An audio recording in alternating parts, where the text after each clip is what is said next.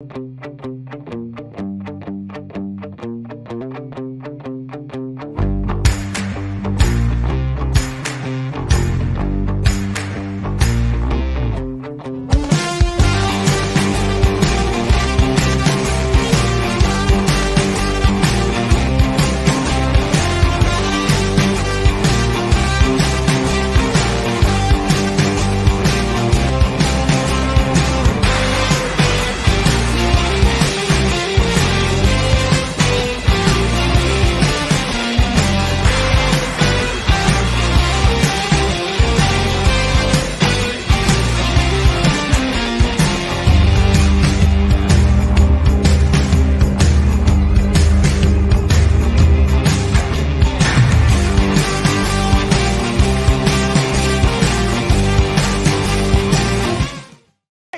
on now, fellas! We've got to answer the bell. Now let's go!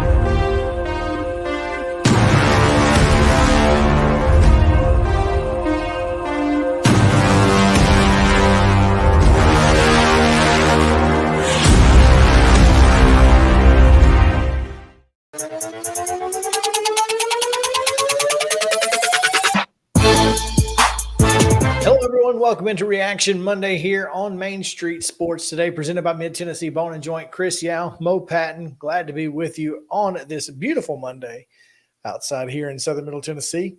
And what a day it has been already. Black Monday, Black Sunday night for some. It's just why's it got to be black, Chris? That's what they call it, man. I don't know. It's a dark day for some folks. And it's a dark day for some franchises. Hold on. Why do they give out white boxes on Black Monday? That's the question. What's a white box? When you get white boxed, they give you a white box to tell you to clean out your office. Oh, okay. They give out white boxes on Black Monday. I've never been given anything to clear out my office. Just get the truck up. We don't care what you take it out Just in. leave. Just take it out. Yeah. Yeah. Oh, or man. leave it there and you go. Don't really care about your stuff. Do not care. Yeah. So.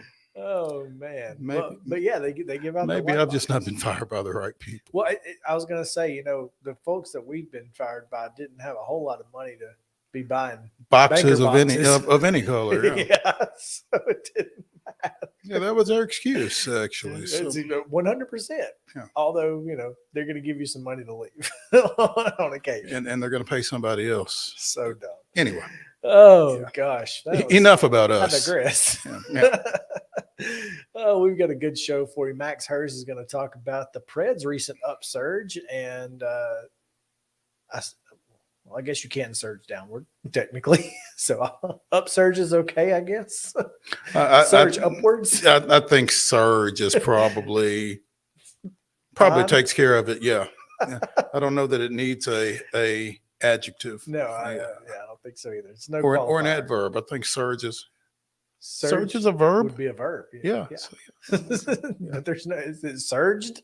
Surged. Yeah. So yes, verb. Anyway, you can tell we're writers, right? You can also tell it's Monday. It is Monday, and it's been a crazy weekend. We've got Titans. We'll talk about that with Terry McCormick. Surge, to rise and fall actively. So I guess you would surge upward in the PREDS case, or potentially downward. But yes, I was thinking, I guess you can surge down. You kind of like it as a positive, but yeah, I would hesitate to use it as a negative term. Yeah. Anyway, but yeah, Max HERZ is going to talk PREDS. Terry McCormick is going to talk Titans. And listen, speaking of surging downward, yeah, right there you go. Right, just opposite ends of the spectrum. Pass each other on your way. Speaking of surging and surging upward, Mo, we need to say thank you to our viewers and listeners. We appreciate you guys so much. Over last week, we set a record for most views in a day on Tuesday and most views in a week, and we only had 4 days to do it. That's a surge right there, folks. And here's the thing: that Friday number is now closer to 3,000.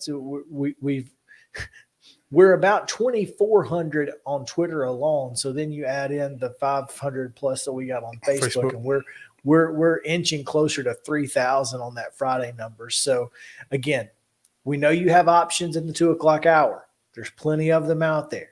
We appreciate you guys choosing us. We appreciate it. That's all we're going to say. I'll discuss plagiarism with you later. What's that? That was my line. Oh, it was. It was, in fact. We have a lot to get to, including a lot of scores and schedules. So we might as well jump right in and give you the rundown. This is the rundown.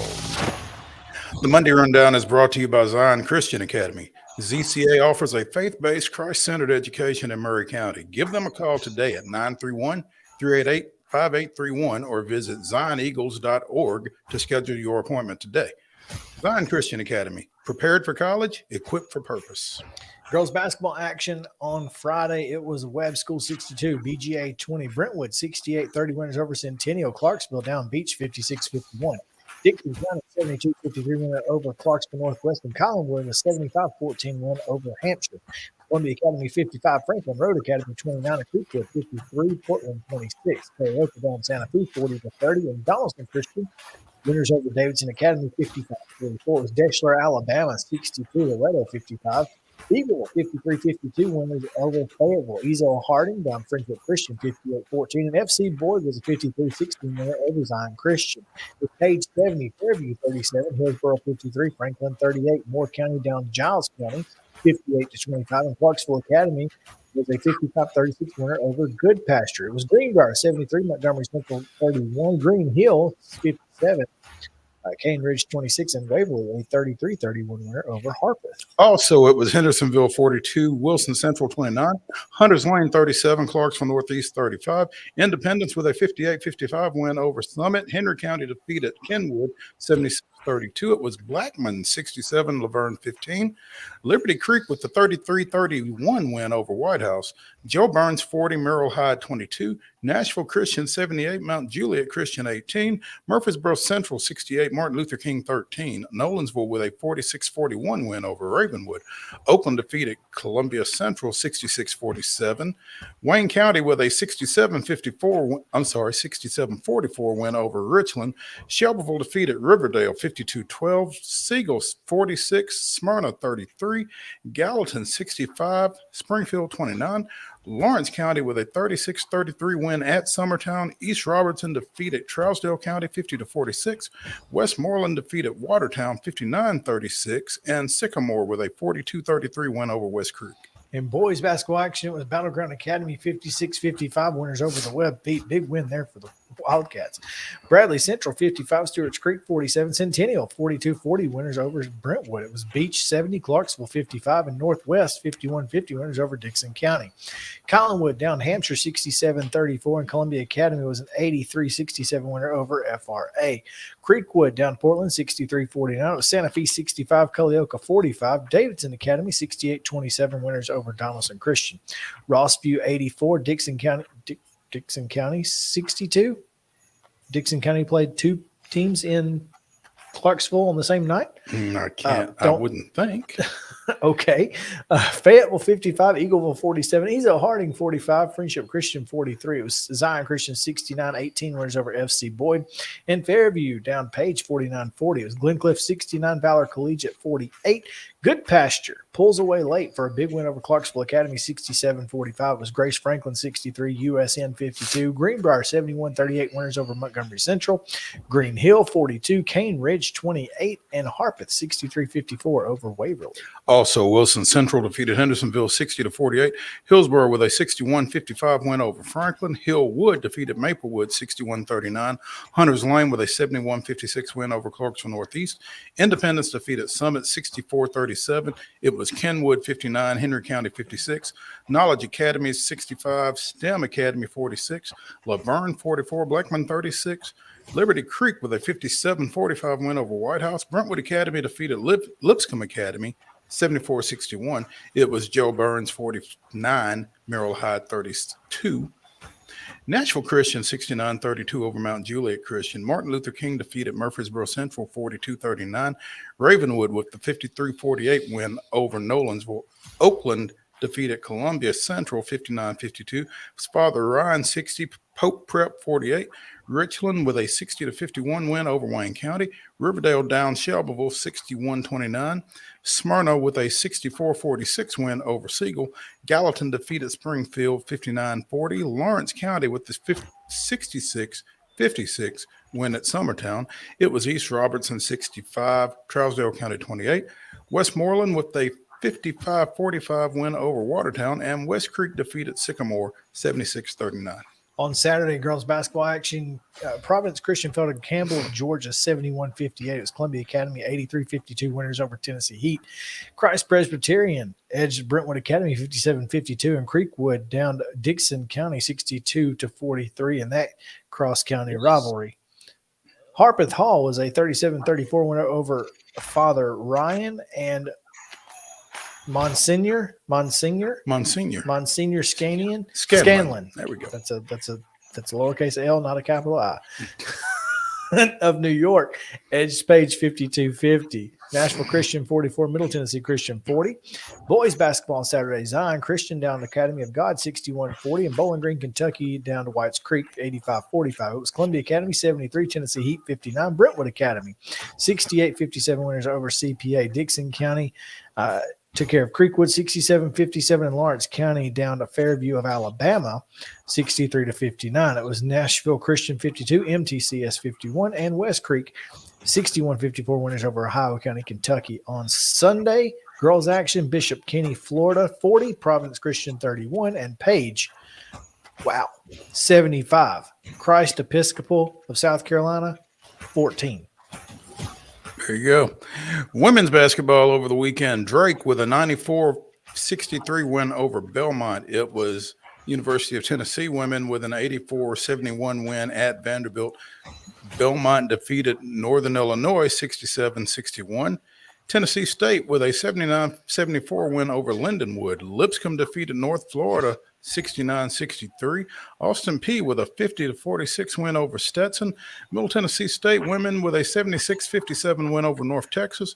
Pikeville defeated Cumberland 90-64. Shawnee State 87, UT Southern 53. Trevecca 67, Walsh 60, and Oakwood 78, Fisk 77. On the men's side this weekend, Tennessee with an 85-42 win at South Carolina.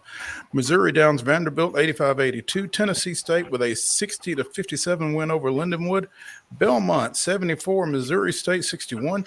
Jacksonville 51, Lipscomb 44. Austin P with an 86-62 win over Central Arkansas. North Texas wins 56-51 over Middle Tennessee State. Pikeville edges Cumberland 66-65. Shawnee State 70, UT Southern 68. Walsh 71, Trevecca 54. Fisk 66, Oakwood 61. In junior college action, I just didn't erase it again for the third time. No junior college action. In the association, the Grizzlies stay hot with a 123-118 win over Utah, and the Preds, we'll talk about this more in the next segment, defeated the Washington Capitals 3-2. Double headers tonight in basketball action. McEwen's at Dixon County at 6. All of these at 6 o'clock. Murfreesboro Central's at Forest. White House Heritage is at Portland. Clarksville Northwest goes to Republic. Spring Hill hosts Giles County. And Trousdale County is at Westmoreland. Boys only FC Boys at Lighthouse Christian of Antioch. In the association, Spurs at the Grizzlies. That's a 7 o'clock tip on Valley Sports Southeast. Again, the Predators will be taking on Ottawa tonight. It's a 6:30 puck drop on the NHL Network or 102.5 The Game with Max HERZ. And college football tonight. There's a big game I hear. And supposedly. Georgia, TCU, 6:30 kick or 6:45-ish on ESPN National Championship. And that's going to do it for your rundown.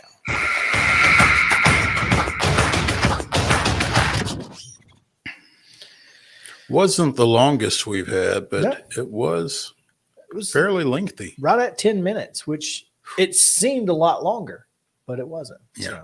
So you're right. Not the longest, but it was up there. We have a couple of things to get to. First, we learned today, Mo, how long a lifetime is. 5 years, apparently. Apparently, it's only 5 years in the Major League Baseball. Lifetime ban for John Coppolella, former Braves GM, has been lifted. He has been taken off of the restricted list and can pursue a job within Major League Baseball. Big news for the Houston Astros, who are in need of a GM. Well, I mean, there is lifting a restriction and there is obtaining gainful employment. Yeah, but let's be honest. If you and I'm not sure Houston's the place for him, but if you are looking to build your farm system, John Coppolella is almost unmatched. I mean, this is a guy who flipped Shelby Miller for Dansby Swanson and Ender Inciarte. And listen, for 2 years, Ender Inciarte was a very important piece to that puzzle, as defensively anyway. He got rid of BJ Upton, and of course he had to send Craig Kimbrell with him, but dumped BJ and, did get Max Fried in a deal from the Padres with Justin Upton. So if you're in the middle of a rebuild and you want to build your farm system, he's a pretty good get. I don't know that, again, he fits in Houston, but I'll be interested to see if and where he lands. Now, I think that's exactly the way I would characterize it, if and where. I mean, just keep him out of the Dominican Republic and you should be okay. Yeah, as long as he's not dealing with international signings, perhaps there won't be any problems. I think Coppy was fantastic for what he did in Atlanta, but I'm not sure he could have done what Alex Anthopoulos has done. And the Braves got really lucky. Sure. In Coppy being essentially ousted for 5 years. And it just, they were lucky, one, that they didn't have to get rid of him on their own, because, I mean, you don't get rid of a guy who's done what he did to that point. Sure. And then Alex Anthopoulos comes in and just so happens to be one of the best GMs in baseball over the last 5 years. And it's a short list. So, I mean, to me, I think that's where you got to be if you're a Braves fan. If John Coppolella comes to you and says, "Hey, I'd like to have a job in the organization," we could probably find him one. But not as GM. No. We got one of those. Yeah, that job is not open. Sorry. But other than that, hey, I wouldn't mind having him. He certainly, again, he did a great job flipping a lot of mid-level talent into some guys who really turned out to be superstars. Mm-hmm. So, and did a great job in the international market. I mean, we don't get Ozzie and Ronnie without Coppy, so I'll take that every day. While we are on Braves items, Slider Boy has gone to the left coast. Did we talk about this Friday? We said that it was a possibility. Well, it is no longer a possibility. It is a certainty. The San Francisco Giants and Luke Jackson have agreed to terms on a 2-year contract. I think the number I saw was 11.5. At your boy 77. That's him. So Wine Club goes west. So him and Jock Peterson will be hooking back up out there again with the wine and the pearls, I would imagine. And My guess is, well, here's the thing is he'll have a lot better wine selection in San Francisco than he did in Atlanta. I got a feeling. You would think. So I mean, if that's your thing, then he's probably in the right place. There you go.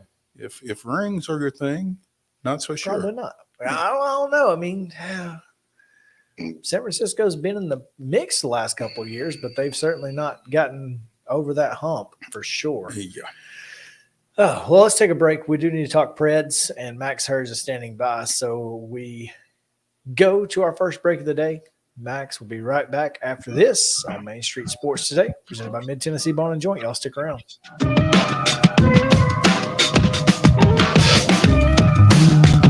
Mid-Tennessee Bone and Joint treats your orthopedic injuries and existing conditions. Our trained physicians will get you back in the game faster. Contact us at 931-381-2663 or www.mtbj.net.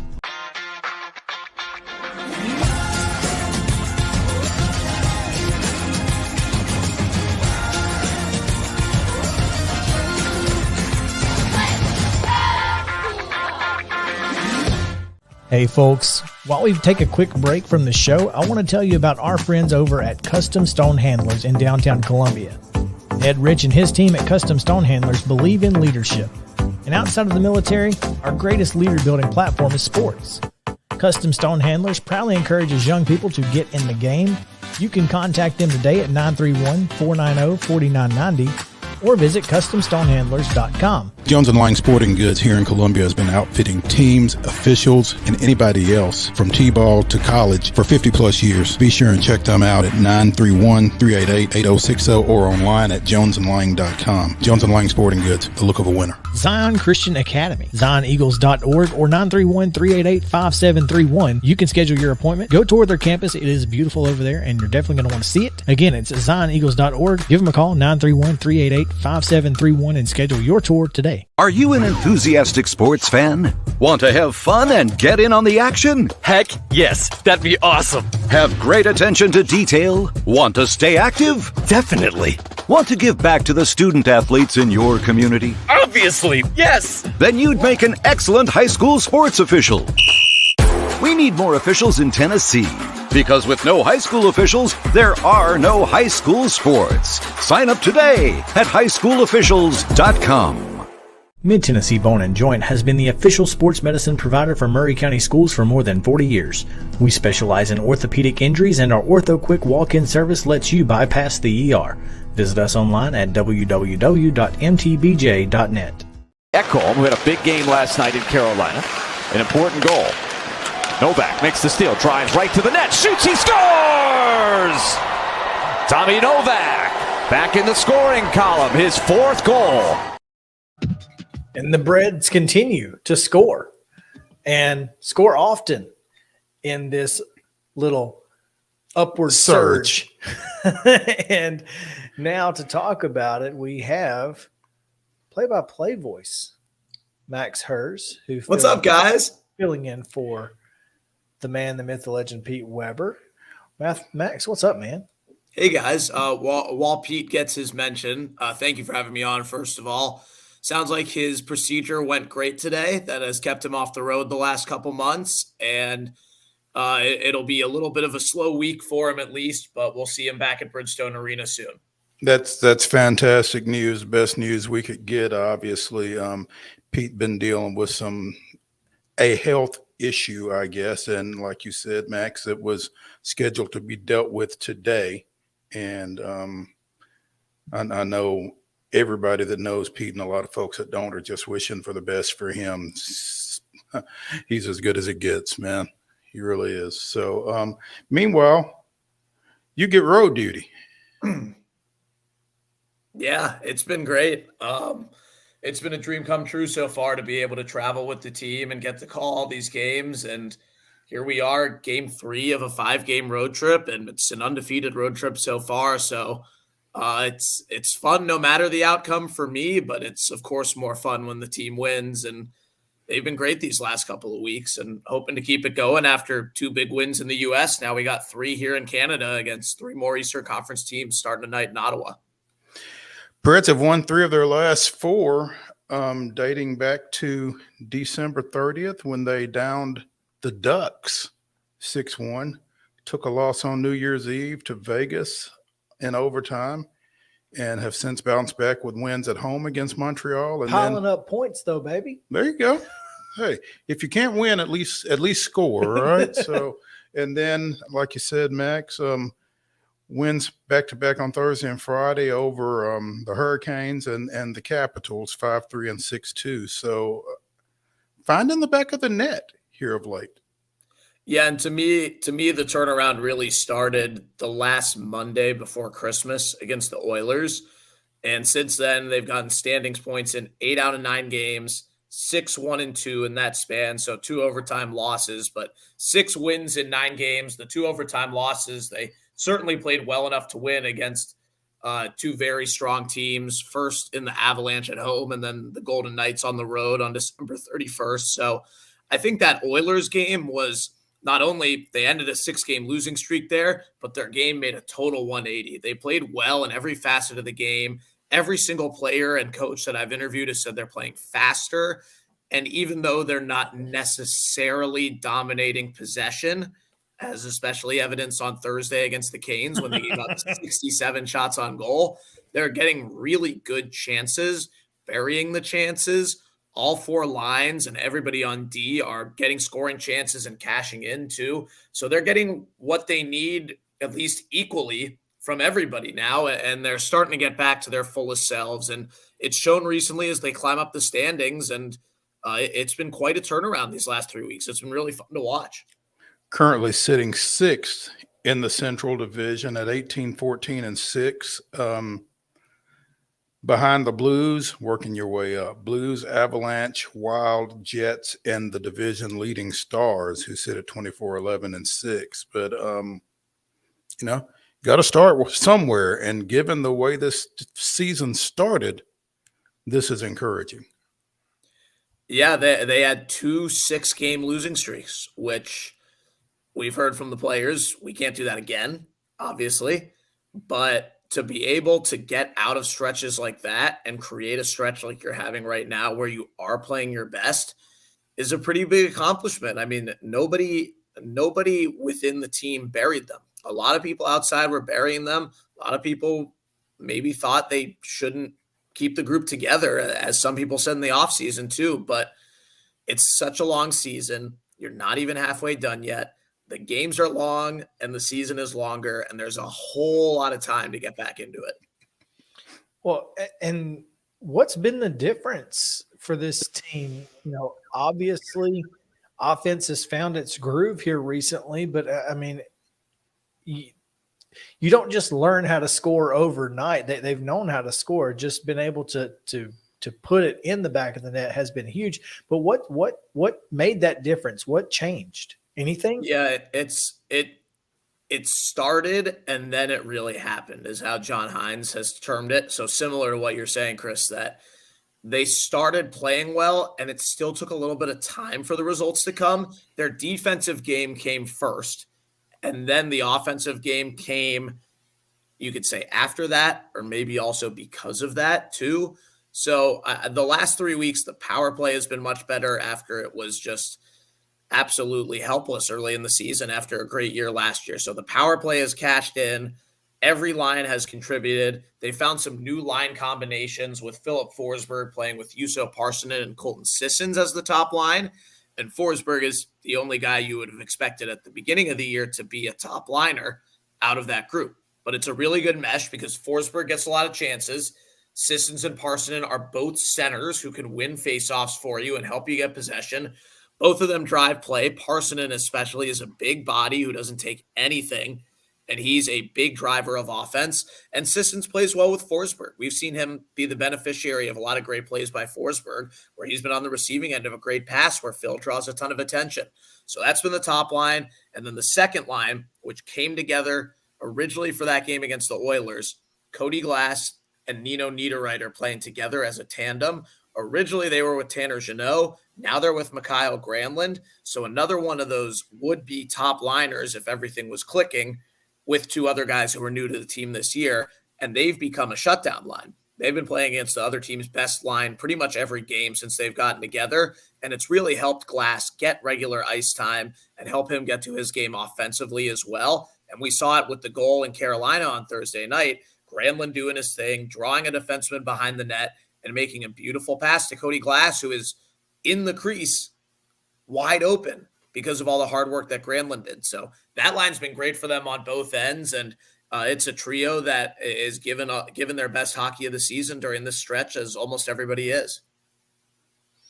Now, for the last, I guess, 4 years that I've been watching the Preds regularly, I didn't watch them regularly before I moved up here, but it's always been a problem. Possession. They don't play on their end of the ice very often.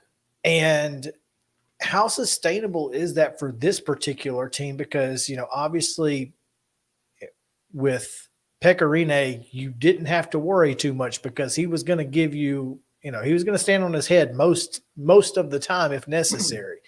UC has been able to do that as well, but maybe not to that level as Pekka. So how does this team sustain, not keeping the puck on their end of the ice? Well, first of all, I think Saros right now in this current stretch is as good as Pekka was at any point. He's playing Vezina level hockey these last few weeks, and 64 saves is enough example of that for anybody. Insane. And it's the most saves any NHL goalie has made since UC Saros was born. His entire life. Tied for the third most ever. It's unbelievable. And the game didn't even go to overtime. It could have had more shots on goal if the game went to overtime, but the Preds won it in regulation. So I think Saros is playing unbelievably well. Again, you don't want to expect 64 saves every night. Obviously, that's ridiculous. But even in a game against the Caps where the shot volume was low, Kevin Lankinen was good as the backup. And Lankinen's been a very important piece for the Preds this year, winning them games that they may not have won last year with the combination of David Riddick and eventually Connor Ingram as their backups. Stop. Don't say that Don't word ever mention that name on these airwaves again. He who shall not be named. Yeah. Oh, God. Ooh, flashbacks. Man. Yeah, there's a reason they did what they did.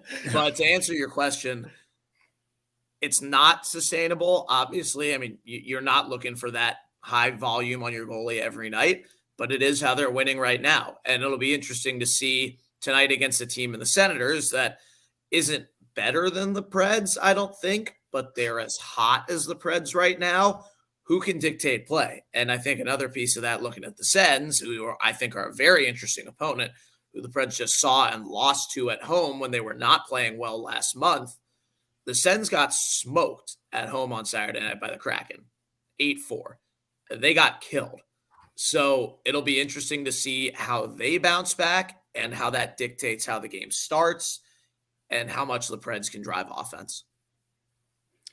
It's interesting. When in doubt, put it on the net.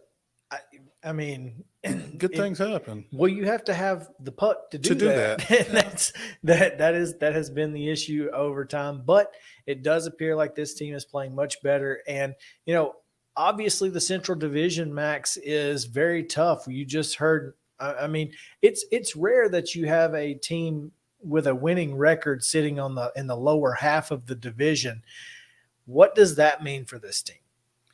Yeah, it'll be interesting to see if there are 5 Central teams in the playoffs like there were last year. And I think now that's at this moment, that's very likely. So we'll see what it looks like. And my thoughts on it honestly would start at the bottom. At what point do the Blackhawks and Coyotes become even more of a pushover than they already are? Those are, especially the Blackhawks, pretty much automatic wins for everybody. And the Preds have only played them once. They beat them, but they've only played them once. And they'll play them three more times. But those teams at the bottom are as bad as the teams at the top are good. And what's going to happen with the Avs? They're still kind of in the middle. They've been missing a lot of people. Nathan McKinnon is back, and they beat the Oilers in overtime on the road on Saturday. So at what point do the Avs surge up? Who does that push out? Which of Winnipeg or Minnesota starts to struggle first or hits a cold stretch first? And that's assuming that the Stars stay hot, which honestly, I think they will. I think the Stars are really good.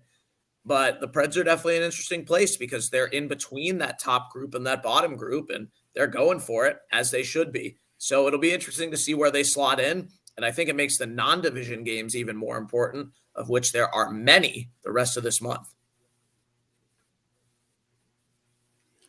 Max HERZ, radio play-by-play voice of the Nashville Predators, joining us here on Main Street Sports Today, presented by Mid-Tennessee Bone and Joint.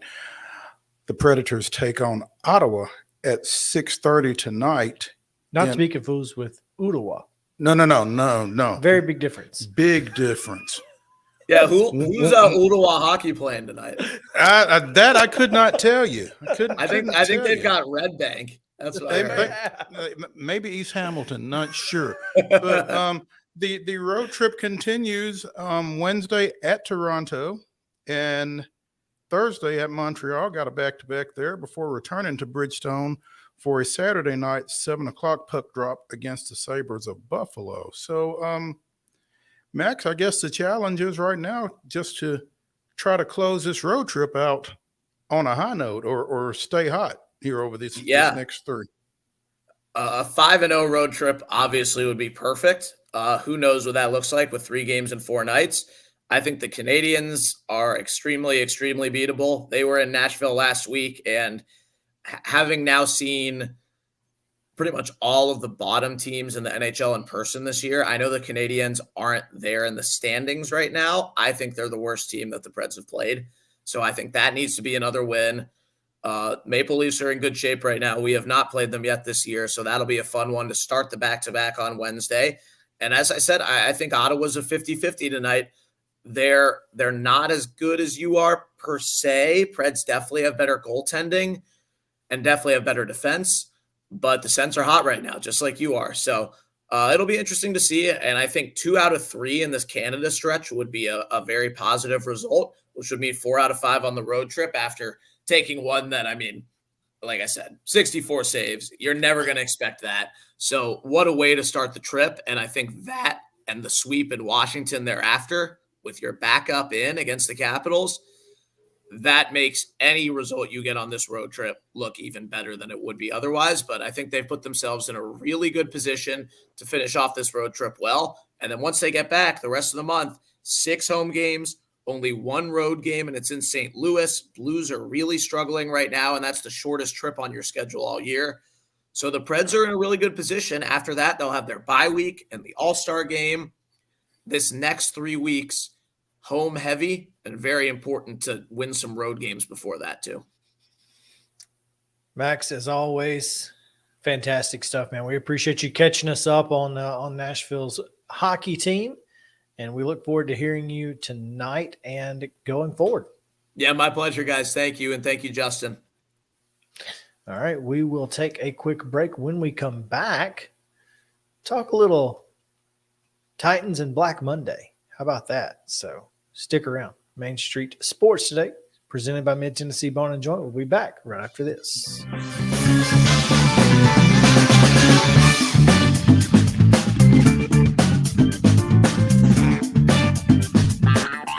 This is Chris Yow with Main Street Sports Today. Every show, Mo Patton and I welcome friends from all across the sports landscape, from high school coaches and reporters to national, college, and pro sports personalities. You never know who might stop by for a chat. She's on Thinking Out Loud, presented by Regions, and Out of Pocket with Alyssa Lang. It is, in fact, Alyssa Lang. I'm a little nervous. I'm going to lower the bar for guests now. Oh, no. Like, apologies in advance. It sounds like SEC Commissioner Greg Sankey. You got that radio voice. I do. It's a good sound. Thanks for radio, too. As do we. And then here's the other thing. You guys, you're spot on with the name. Everybody wants to be on Main Street. Everybody wants to be on Main Street. So, and we reach every Main Street in Middle Tennessee, Coach? Yeah, that's it. So Perfect. when you are on Main Street and you are moving You gotta love it. Like you're moving. I was impressed. I'm glad someone.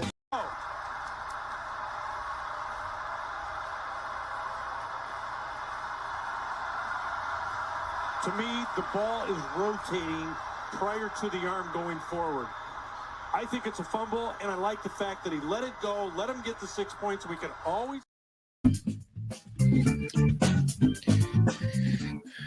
Here's my question. If a Titan had actually caught that ball, what would it have been?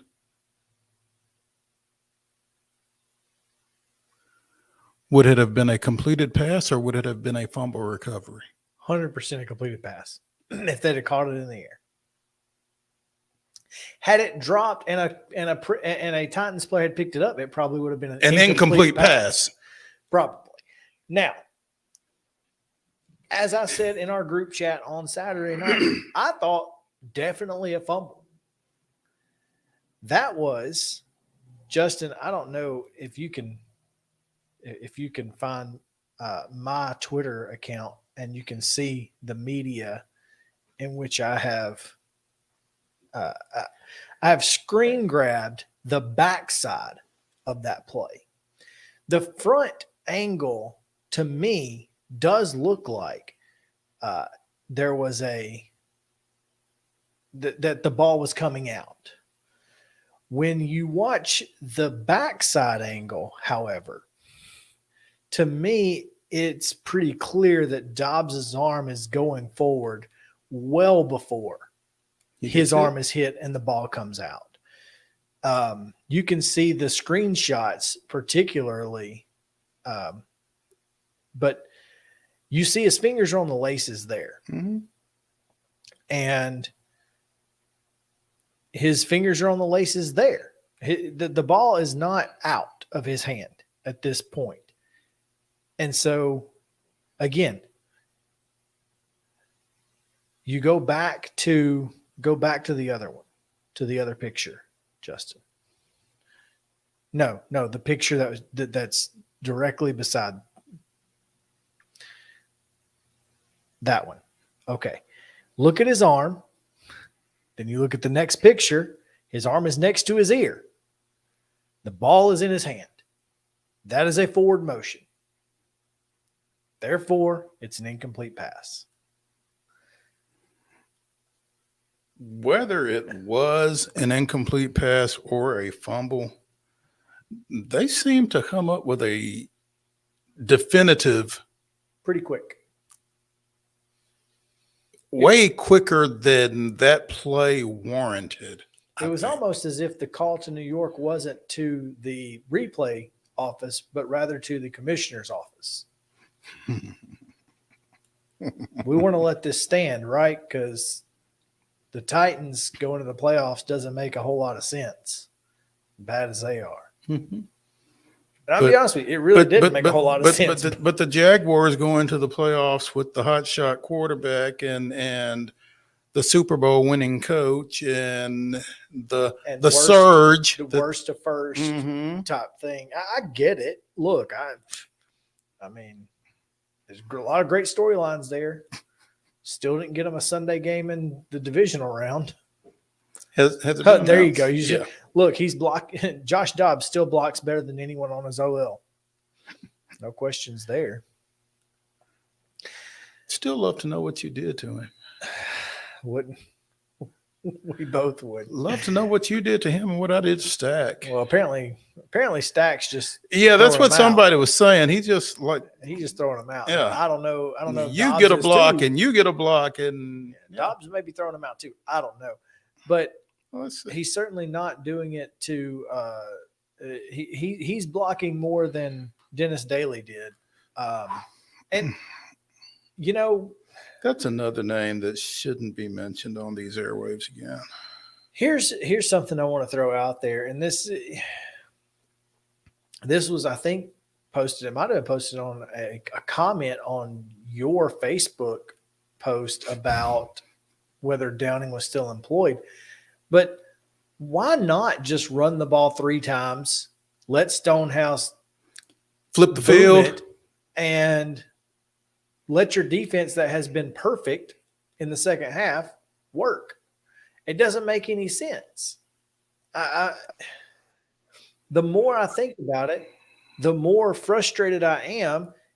One, that it seems as if it should have been a pretty easy decision to make. And two, the fact that it wasn't made and the guy making those decisions is still employed today is absolutely ridiculous. It really is. I mean, and by the way, he's not getting fired. Todd Downing will be the offensive coordinator for the Tennessee Titans in 2024. Man. Well, in 2023. Maybe not 2024. He will be this fall, though, to start the season. Well, if he's at to start the season, he'll be at to finish the season. Mike Vrabel is going to blame this on the offensive line injuries. And look, I'm not saying that they certainly don't have blame, because they do have the most to blame. But every single person who watched that game on Monday or Saturday night, as I said to you guys, Joe Buck could have just recorded himself saying, "Here's Henry on first down," and just played it over and over and over, because only 3 times – they called 5 pass plays. Dobbs scrambled on 3. He completed a pass to Henry on 1, and then it hit Chig on 1. Mm-hmm. But you cannot continuously put yourself in a position of second and long, because obviously they're stacking the box on first down. You've got to do something different. Yes. If I'll tell you what, I would just about bet that if you could ask Madden, and it would give you better play calling than Todd Downing does. Seriously, I don't. He's going to be the offensive coordinator because that's where Vrabel is putting the blame, on the injuries in the offensive line.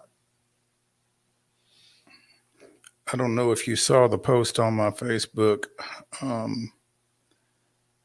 Someone recorded every first down call, and 1, 2, 3, 4, 5, 6, 7 of them were not handoffs to Henry. Like you said, Josh completed 2 passes on first down. He threw incomplete once on first down, scrambled 3 times, and handed off to Hassan Haskins once. That left 1, 2, 3, 4, 5, 6, 7, 8. So we got 18, 19, 20, 21 handoffs. So 75% of the time. Mm-hmm. Yeah. Not 50-50. No. 75. No. 21 of 28.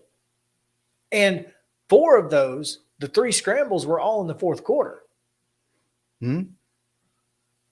While you're winning. Mo. Which is probably when you should have given it to him.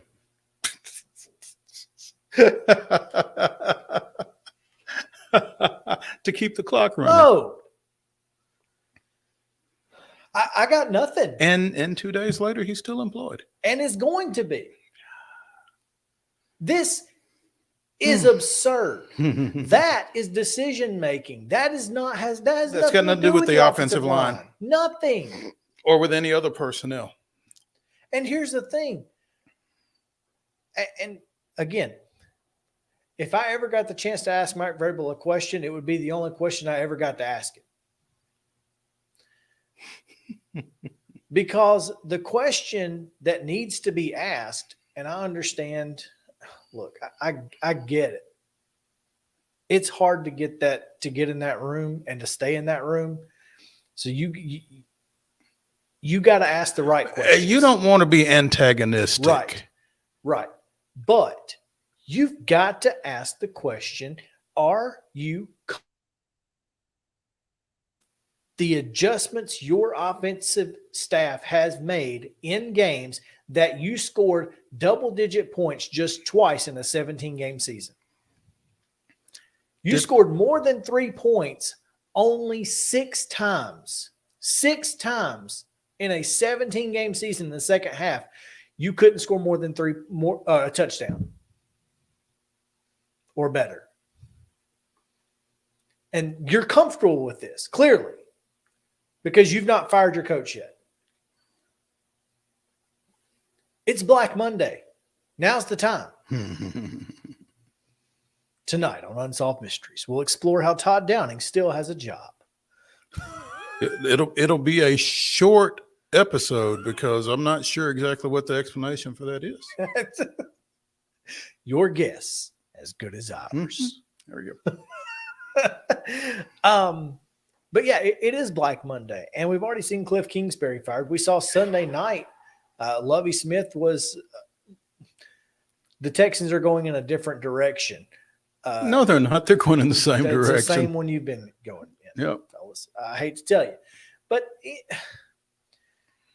let's start there, because the Houston Texans had a pretty good year last year under David Culley, all things considered. Okay. They fired David Culley. Hire Lovie Smith. Finally. Lovie Smith was dealt probably the worst hand in the history of the National Football League, outside of maybe a couple of guys that got Lions jobs 10 years ago. And yet managed to defeat both the teams that were playing for the AFC South Championship Saturday night. He beat at their place. 3 teams. They beat the Colts as well. Last night. Sunday night. Yeah. Well, that's right. They beat the Colts on Sunday, lose the number 1 overall pick in doing so. Not that I don't know that it's going to matter or not. We'll see what the Bears do. But you beat every team in your division. And nobody else can say that. Literally nobody. Because, I mean, the Titans lost twice to Jacksonville. Well, Jacksonville beat everybody. Jacksonville went undefeated in the division? No, they just beat everybody. They beat everybody once. Right, they beat the Texans once.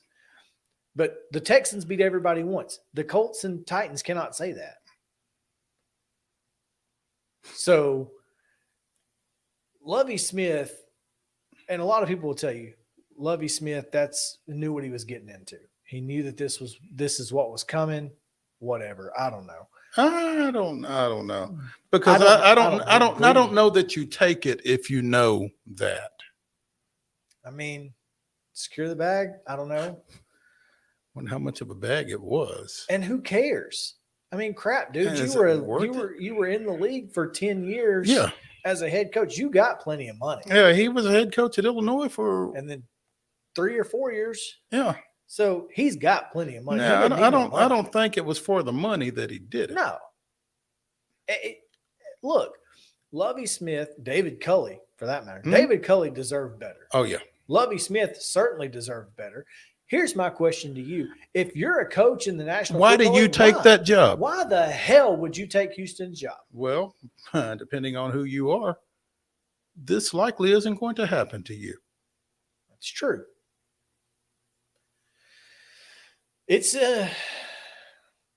I'll tell you what I would do. If I were a black man looking for a head coaching job in the NFL, and I were the collective black men looking for a job in the NFL, wouldn't interview. Can't fulfill the Rooney Rule if nobody interviews. Nobody interviews. Then what? Houston. Now, I mean, that would take a collective effort on a lot of folks' parts. It really would. But, I mean, why would you? Zero reason. If you are an African-American aspiring to be a head coach in the National Football League, and you see what the Houston Texans have done in consecutive years to David Culley and Lovie Smith, why do you interview for that job? You don't. So, look, these are facts. I mean, this is not a race thing. This is a fact thing. We're not bringing you information and saying, well, you know, I will tell you the same exact thing that I told my Colts friend.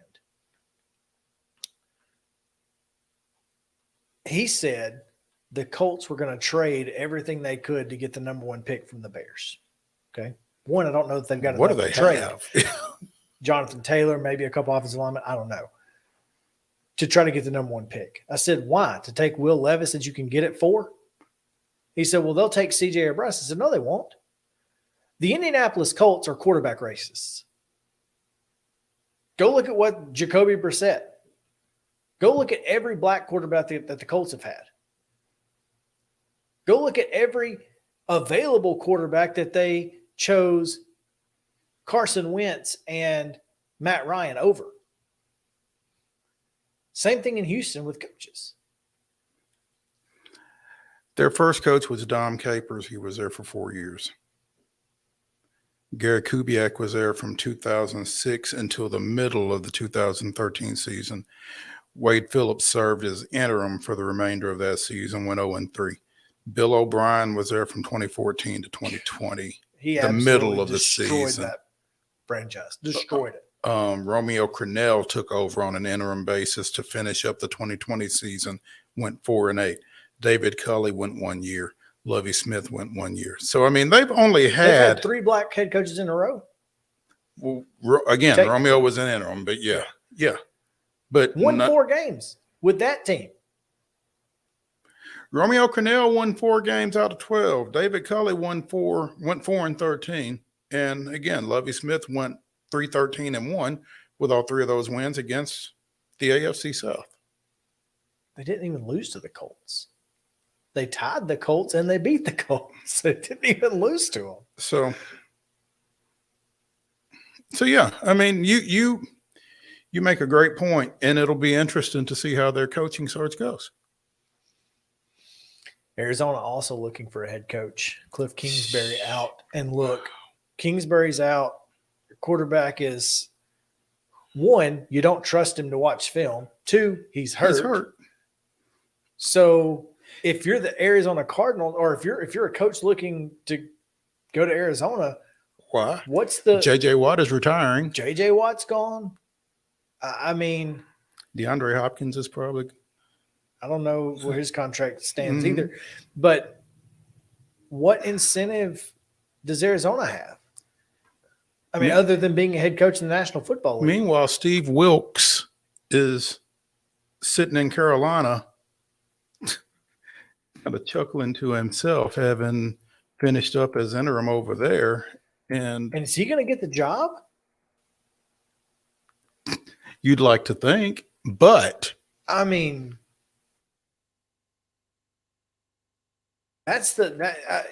he's got to be, right? Nope.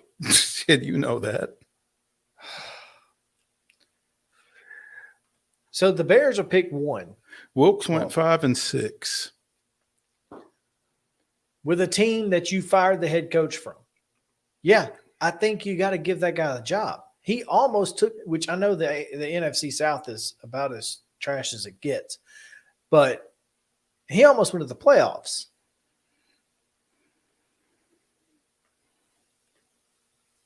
They're calling for it in Charlotte. There is a column today in the Charlotte Observer by Scott Fowler. You're up, Dave Tepper. It's time to hire Steve Wilkes and find a new QB for the Panthers.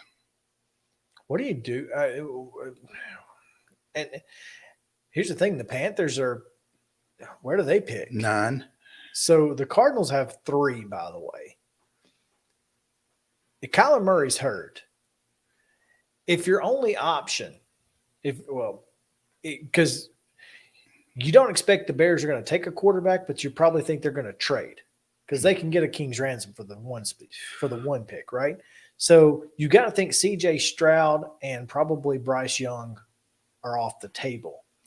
Your best options after that are Anthony Richardson, Will Levis. I mean, the dude from Stanford, maybe. It doesn't bode well. You kind of got to ride with Kyler for a little bit, don't you? With all that money you've got in him, yeah. You just extended it. So, I don't know. And Carolina at 9, they're going to end up – I mean, there's not a quarterback going to be available that is going to be a franchise guy. Here's your order: Bears, Texans, Cardinals, Colts, Broncos, Lions, Raiders, Falcons. Falcons are the first team that may not take a quarterback because they've got Desmond Ridder, and they seem to feel pretty good about him. But each of those first 7 you could conceivably see take a quarterback. And then they're not Carolina at 9. Depending on what's taken ahead of them, they're not all going to take quarterbacks. Well, no, So but I mean, you could yes. see, besides the Bears, you could see each of those next. Yeah. Everybody ahead of the Panthers, except probably the Falcons, you could explain them taking a quarterback. Sure. And maybe the Falcons. I keep hearing but I can't. I think they like Ridder. I would. I mean, I think you give that guy a shot. Especially with Kyle Pitts. Which I was unceremoniously reminded, by the way, that the Jaguars have the rights to Calvin Ridley. Put him on that roster next year. With Christian Kirk. But they don't have a running game. Etienne's pretty good. They just don't have a running game against us. Nobody did, to be honest. Okay, that's fair. Because I've certainly not seen them against anybody else. I'm not watching the Jaguars on purpose. So on purpose? Yeah, it's not happening. Yeah. In this economy, got other things to do. Got to referee basketball or something. Something. But yeah, so man. Texans and Cardinals, the only 2 teams without a head coach right now. But I don't know how Josh McDaniels survives today. Other than, the Broncos don't have a head coach either. Oh, that's right. So the Panthers, Broncos, Texans, and Cardinals are the 4 teams who have either interim or no head coach. Of those 4, and the Colts. Well, Saturday's interim, but he's not getting the job. He's not getting the job. I don't know how you can say anything with confidence about any franchise that Jim Irsay is in charge of. Okay, I don't disagree. But of those 5, which job would you want the most? Which job would you take right now? Cardinals, Panthers, Colts, Texans, and Broncos. Broncos? I would either say Panthers or Broncos, to be honest. I agree. The Panthers don't have a quarterback, but they've got everything else. Mm-hmm. The Broncos have a quarterback and nothing else. I don't know if they have a quarterback. I think their quarterback's fine. I think their coaching staff was pretty bad. And that could be. But, I mean, how you, as a coaching staff, how can you be bad enough to screw up Russell MVP? Wilson? Yeah. It's pretty – you got to be bad. Yeah. And they have nothing else. And Jerry Judy's their only receiving threat. They have no defense to speak of. And in that division, with the Chiefs and the Chargers. Yeah, you can't be mid in that division. No, if you're mid, you're bad. You're bad in that division. Yeah. And so, I mean, that's 6 losses off top every time. Certainly 4. Again, with the Chiefs and Chargers. I mean, if you split with the Raiders, maybe. The Raiders are pretty good, though. Josh Jacobs, by the way, NFL rushing leader, making the past 4 rushing leaders from Alabama. 3 of the last 4. Jonathan Taylor was the other one. 3 of the last 4 from Alabama. Of course, 2 of them were Derrick Henry. But anyway, I'm interested. Anyway, we need to take a break because we continue with some Titans talk. Terry McCormick will join us. He's standing by. So we'll take a break here. When we come back, Terry McCormick of Titan Insider on Main Street Sports today, presented by Mid-Tennessee Bone and Joint. Y'all stick around.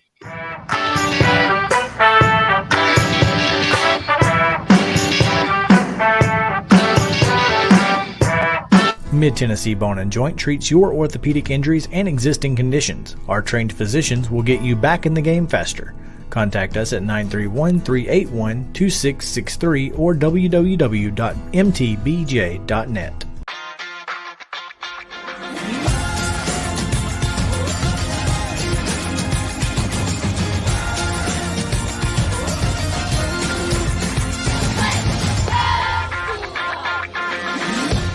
Hey folks, while we take a quick break from the show, I want to tell you about our friends over at Custom Stone Handlers in downtown Columbia. Ed Rich and his team at Custom Stone Handlers believe in leadership. And outside of the military, our greatest leader building platform is sports. Custom Stone Handlers proudly encourages young people to get in the game. You can contact them today at 931-490-4990 or visit CustomStonehandlers.com. Jones & Lang Sporting Goods here in Columbia has been outfitting teams, officials, and anybody else from T-ball to college for 50-plus years. Be sure and check them out at 931-388-8060 or online at jonesandlang.com. Jones & Lang Sporting Goods, the look of a winner. Zion Christian Academy, ZionEagles.org or 931-388-5731. You can schedule your appointment. Go tour their campus. It is beautiful over there, and you're definitely going to want to see it. Again, it's ZionEagles.org. Give them a call, 931-388-5731, and schedule your tour today. A game without a crowd is just a scrimmage. A performance without an audience is just a rehearsal. Without your presence, high school sports and the performing arts aren't possible. Ensure that these essential extracurricular activities continue to enrich the lives of students in Tennessee. Purchase a ticket to your local high school's game or performance. This message presented by the TSSAA.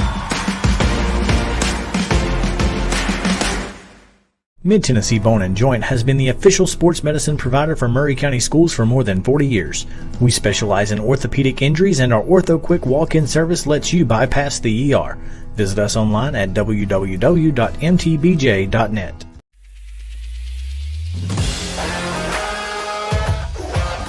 Hockey in Music City just hits different. It's one big honky-tonk party. It's the sea of gold in the crowd. The goals, the saves, the celebrations. It's an experience like no other. Don't miss a minute of the action this season. Visit NashvillePredators.com/tickets to get your seats today. That's NashvillePredators.com/tickets. And we'll see you at Bridgestone Arena. You've been putting back a few. And a few becomes a few too many. For a moment, you think about calling for a ride. Nah, you live nearby. What's the worst that can happen? You get pulled over, your insurance goes up, you lose your license, you total your car, you kill someone.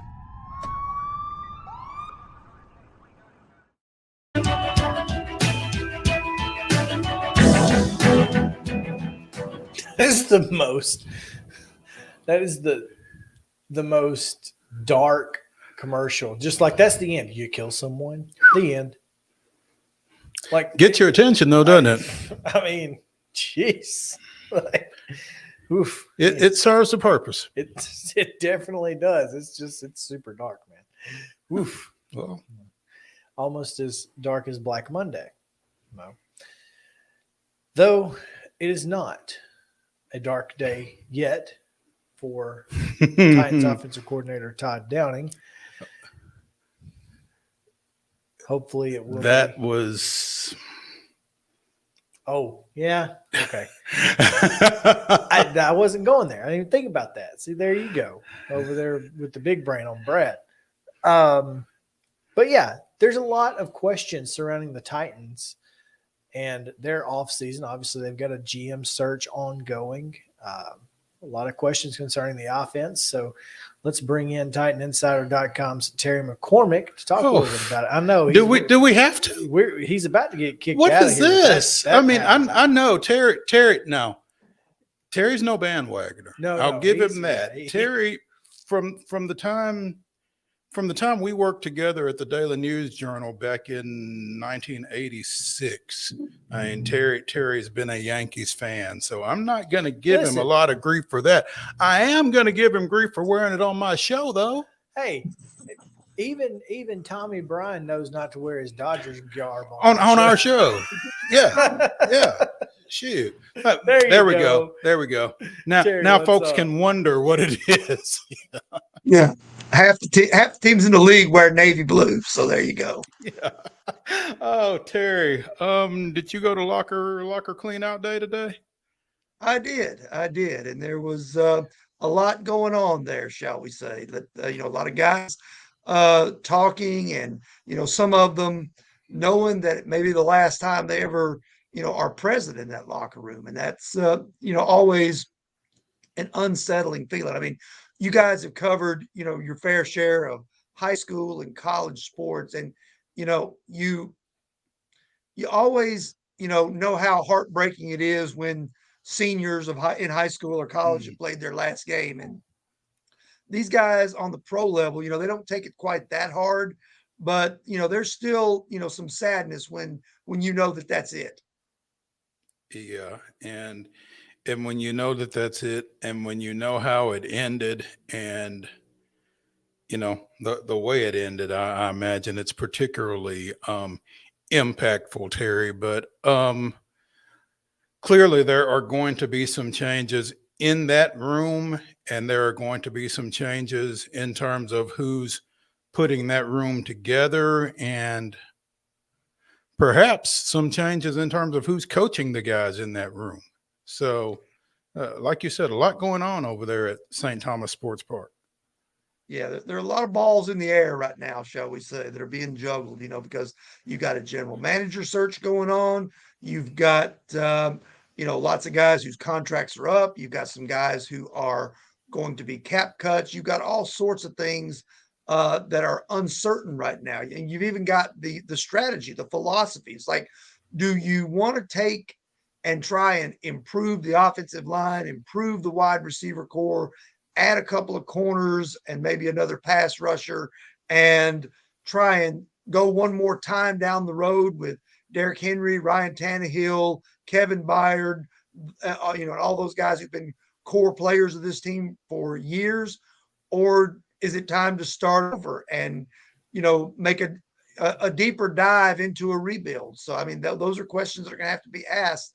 And then keep in mind, too, with the stadium situation lurking, you've got to have a competitive team on the field by 2026 or 27, whenever this new stadium is supposed to be done. You don't want to be rolling into that thing and going 5-12 and battling the Houston Texans for last place in the division. To that end, though, Terry, I mean, it almost feels, because I don't get the feeling that the stadium is a done deal. Now, if I'm wrong, tell me, but I feel like you need to have a competitive team on the field while you're trying to get this thing secured as well. Yeah, I mean, I don't disagree with that, but I also feel like that there's a segment of the fan base that wishes this thing would bottom out enough to be able to land a franchise quarterback for the long term, sort of like the Jaguars did with Trevor Lawrence or the Bengals did with Joe Burrow. Now, there's no guarantee, because when the Titans have been bad, they picked bad years to be bad. They ended up with Vince Young in a quarterback draft that wasn't great. They ended up with Jake Locker in a quarterback draft that wasn't great. They ended up with Marcus Mariota in a quarterback draft that wasn't great. So, there are, I guess, risks with that as well. And, but the thing is, if you want to really go for it and grab the brass ring, the style they're playing right now, you have to have everything that can possibly go right in order to compete. And when you've got Patrick Mahomes under center, you can turn the ball over twice. It doesn't matter, because you're probably going to score 30 anyway.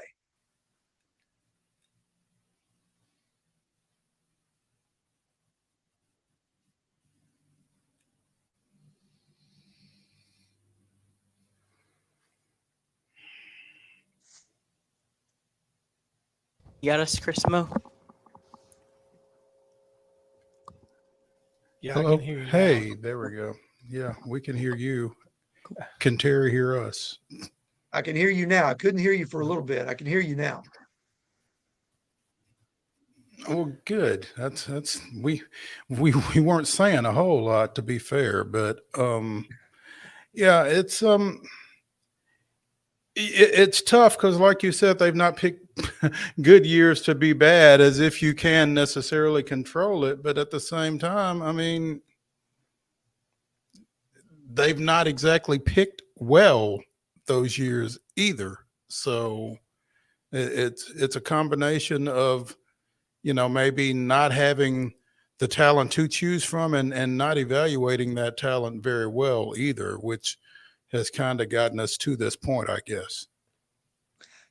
Yeah, I mean, I think that's a lot of it. That they've just not been able to hit on the right situation. They've been there a few times, but either they didn't choose wisely or there wasn't the wise pick there to be made. I mean, you think about it. I don't remember exactly. Yeah, I do.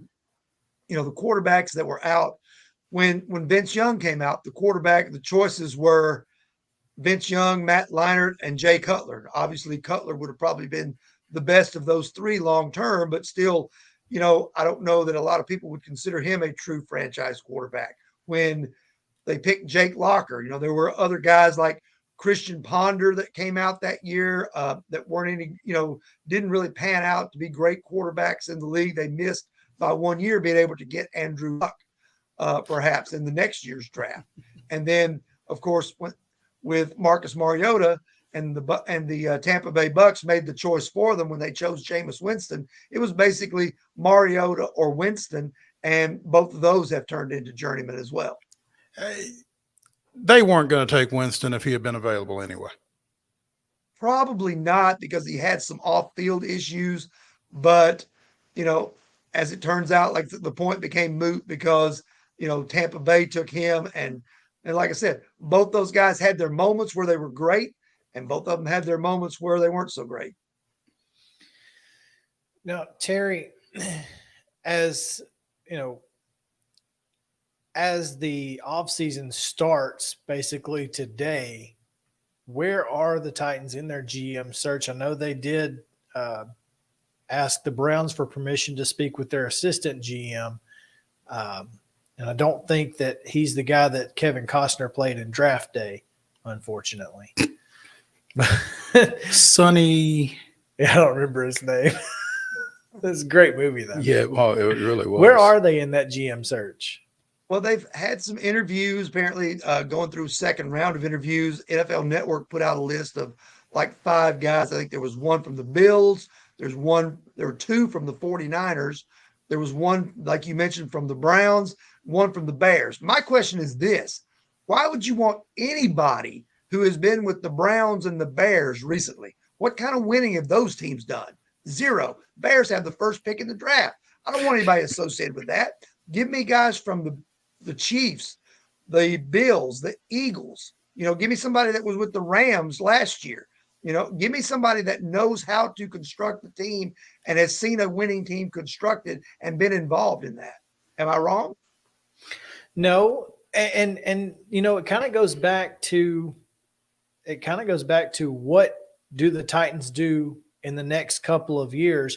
How do they approach the next couple of years into what type of GM you want to have? I mean, if you feel like you're going to try to go into competitive rebuild mode, then you need a guy, who's seen that happen.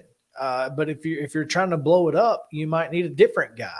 So I think the GM hire is going to tell us a lot about what Amy Adams Strunk is thinking long term here. True. And the other part of it is this: whoever comes in as the new GM, and we don't know this, we suspect something, but we don't know this. Is the new GM going to answer to Mike Vrabel, or is he going to be alongside on equal footing with Mike Vrabel? I think a lot of people feel like that Mike Vrabel is going to have a lot of input and a lot of say in this, but no one has said for certain that that's the way it's going to be. So that's an interesting thing to factor in as well, because there'll be some guys who maybe would shy away from the job if they don't have control over personnel. And then there'll be some guys who will say, it's still a GM's job and there are only 32 of them. I'll take it. According to MusicCityMiracles.com, and they are screenshotting Ian Rappaport at Rapsheet on Twitter. Apparently the Titans, as we said, two from the 49ers, who are Adam Peters and Rand Carthon, and then Glenn Cook of the Browns, Ian Cunningham of the Bears, and they'll also speak with in-house candidates Ryan Cowden and Monty Ossenfort. Now, apparently Adam Peters was with New England from 03 to 08. Then he probably has a leg up. when a certain Titans head coach was there. So also won a Super Bowl with the Denver Broncos before joining the 49ers. So he sounds like the leader in the clubhouse in my book, but hey. No. And the 49ers have kind of done that competitive rebuild thing where, after the Super Bowl run with Garoppolo, they've had to do a lot of what the Titans have had to do, plug and play with some guys, and they've been able to do it. I went 13-4 this year with Mr. Irrelevant, Brock Purdy at quarterback. So for a lot of that, Mr. Peters sounds like a win to me. Well, your thoughts? And Mr. Carthon, I mean, looking at this article, we don't have the information on him that we've got on Peters, but again, that's an interesting tie. I believe that's Maurice Carthon's son, is it not? That sounds awfully familiar. And then Maurice there's Carthon, also apparently the former Giants fullback. Former Giants fullback, and before that, he was Herschel Walker's fullback with the New Jersey Generals. Oh, nice USFL pull. There we go. Appreciate you, Terry. You know your audience. Also, Buffalo Bills Senior Director of Pro Personnel Malik Boyd is expected to interview for the position. Yeah, don't know much about him, but if he's been with the Bills organization, they're doing something right too. So I think that's a good move. Exactly. And the candidate from the Browns and the Bears, those guys might be where we sit. That the candidates from the Browns and Bills, those guys might be, excellent hires. I don't know. I'm just saying that it does not give off a great look when you're hiring from fellow non-contenders. It was like a few years ago, they were trying to add veteran presences to the locker room, guys who could help fill some holes, and they were going out and signing pre-Russell Wilson Seahawks and guys from the Jets. And I'm like, why are you signing those? They don't know any more about winning than you do. Makes sense. The optics of it do, or should anyway, play a little bit of a role in the process. So Terry McCormick with TitanInsider.com joining us here on Main Street Sports today, presented by Mid-Tennessee Bone and Joint. Terry, appreciate you coming in with us for a little bit, and I'm sure we will be touching base back with you as the off-season turns. All right. Thanks for having me. All right. All right, we'll take a short break here because it's time to talk Natty. The Natty is coming up tonight, so stick around here. Main Street Sports Today, presented by Mid-Tennessee Bone and Joint. Be right back after this.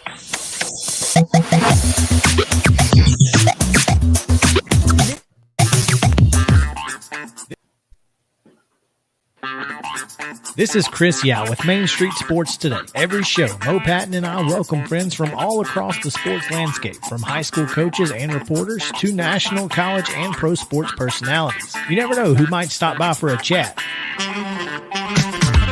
AP Tennessee Sports Editor, three-time Tennessee Sports Writer of the Year 2020 TSWA Hall of Famer. She covers the Titans, the Predators, the Grizzlies, college football, and hoops. Please make welcome Teresa Walker. Former University of Tennessee, former Team USA Olympian, ex-Cy Young Award winner, R.A. Dickey. R.A., did I miss anything? Man, that was sweet. Yeah, I need to listen to that before I go to bed every night. That was nice. Has 5 sports Emmys. That's not bad for the other guy in Wham, Ryan McGee. The other guy in Wham married the best looking girl, Bananarama. So the other guy in Wham had a pretty good life. From preps to pros, we're taking on the sports topics you care about. Tune in across Main Street Media social platforms at 2 p.m. or on demand on your podcast distribution platform of choice.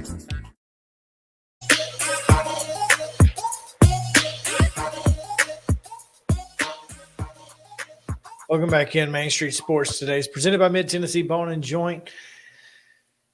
Mo, do you have any idea where we're sitting on? I do not. I'm trying to figure it up as we speak. So hopefully I will have it by the end of the segment. I will tell you the 11 and I think 11 and 19 or something, or 11 and 15 is where I think it was 11 and 15 is where the system was sitting at one point. 23 and 19. 12 and 4 since that point. So the system kind of caught fire, found something. It found something and apparently it's all these teams that people know about. So the early part of the bowl season, you think they're not a lot, people just don't know a whole lot about these teams. So it's hard to pick with the system there, but you start getting into Power 5 bowls where folks know or don't know clearly because I'm picking against them. And we've gone 12 and 4 since then. So, yeah. Matter of fact, on a heck of a streak here, Michigan TCU was the last loss we had. Clemson, unfortunately, was part of that. If I had just picked with my heart instead of with the system, but yeah, we're on quite the streak here. So there's that. We've talked to David Ubben of The Athletic. We've talked to Jordan D. Hill of Dogs 24/7. Feel like we got a pretty good idea as to what both of these teams are feeling like going into this one.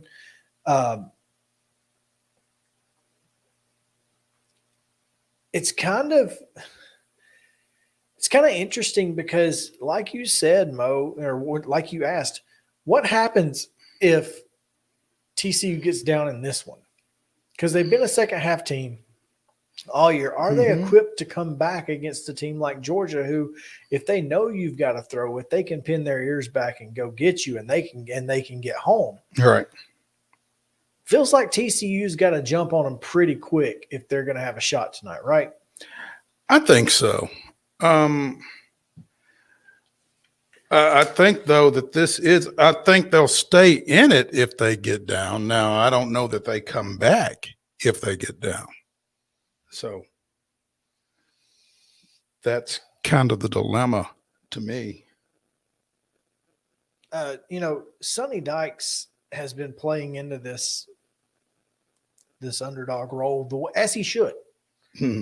Again, I said TCU has nothing to lose here because if you win, you've knocked off a giant. If you lose, you weren't supposed to win. You're the biggest underdog in the history of college football national championship games.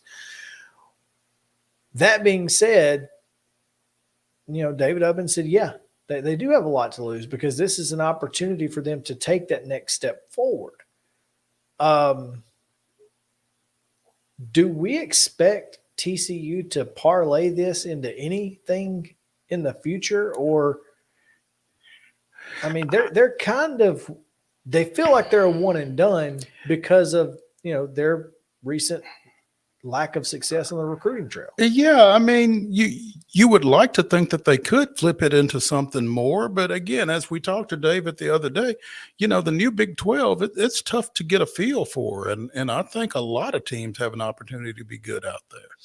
That's another part of it because once you do lose Oklahoma and Texas, TCU, Baylor, Oklahoma State kind of become the leaders of the pack, and Tulane, who just won the Sugar Bowl, by the way, also beat all 3 teams going to the Big 12. So what does that make you feel like if, G5 teams are beating all of the teams that are coming into your league.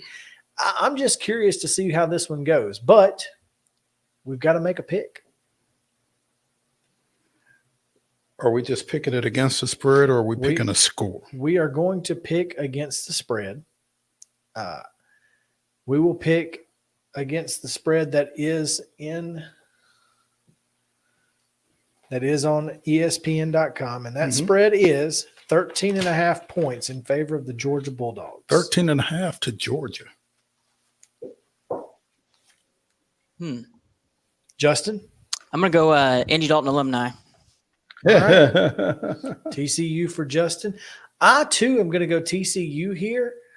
I don't think they win, but I think they can cover 13.5. That's exactly where I'm at. I think Georgia's going to win the ball game. I think it'll be by about a touchdown-ish. I'm thinking 10, but yeah. Not 13. Not 13, certainly not 14. Yeah. If it is 13, we still win. And that's going to do it for the show. We appreciate it. Again, 6:30 kick tonight on ESPN. See you tomorrow at 2 o'clock.